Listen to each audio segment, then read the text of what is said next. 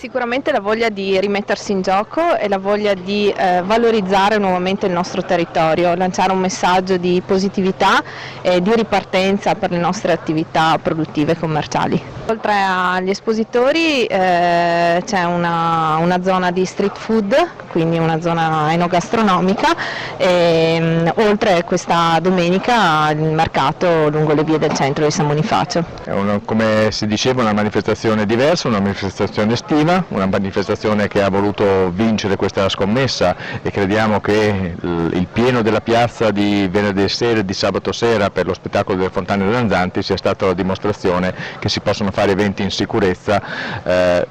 portando al divertimento le persone e naturalmente ridando così grande slancio a un territorio. Sono il funzionario del comune, delle attività produttive, e per quest'anno la mia prima esperienza a fiera in post-Covid, direi un gran successo e soprattutto una grande volontà dell'amministrazione di rilanciare la fiera, che sembra oggi domenica effettivamente sia stato così un effettivo rilancio nonostante il periodo di chiusura dal quale arriviamo. È stata sicuramente una corsa dell'ultimo momento, perché chiaramente la situazione non era chiara per nessuno e nessuno credeva di potercela fare. Poi la scelta è stata effettivamente dall'amministrazione e da lì in poi gli uffici hanno tutti lavorato per arrivare ai risultati.